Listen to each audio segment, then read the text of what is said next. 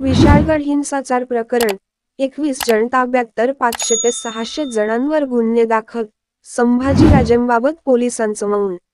कोल्हापूर जिल्ह्यातील विशाळगडावरील अतिक्रमणाविरुद्ध संभाजीराजे छत्रपती यांनी केलेल्या आंदोलनादरम्यान काही जणांनी तेथील घरांची तोडफोड केली. या प्रकरणी 21 जणांना पोलिसांनी ताब्यात घेऊन 500 ते 600 जणांविरुद्ध गुन्हे दाखल केले गेले.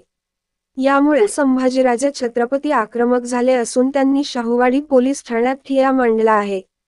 कार्यकर्त्यांविरुद्ध गुन्हे दाखल झाले असले तरी संभाजीराजेंविरुद्ध कारवाई करण्याबाबत पोलिसांनी मौन बाळगले आहे. कोल्हापूर विशाळगडावरील तोडफोड प्रकरणी शाहूवाडी पोलिसांनी 21 जणांना ताब्यात घेतल्यानंतर माजी खासदार संभाजीराजे छत्रपती आक्रमक झाले होते. त्यांनी तात्काळ शाहूवाडी पोलीस ठाण्यात जाऊन पोलिसांना याबाबत जाब विचारला. शिवभक्तांवर गुन्हे दाखल करण्याआधी माझ्यावर गुन्हा दाखल करा, अशी भूमिका घेत सुमारे 3 तास पोलीस ठाण्यात संभाजीराजेंनी ठाण मांडलं. मात्र पोलिसांनी संभाजीराजेंवर कारवाई प्रकरणी कोणतीही भूमिका न घेता मौन बाळगलं.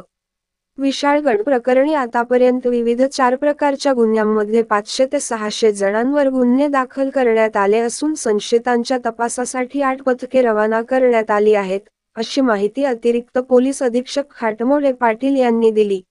आपल्या भागातील बातम्या पाहण्यासाठी आजच महाराष्ट्र आज तक लाईव्ह न्यूज चॅनलला लाईक, फॉलो आणि सबस्क्राईब करा. धन्यवाद.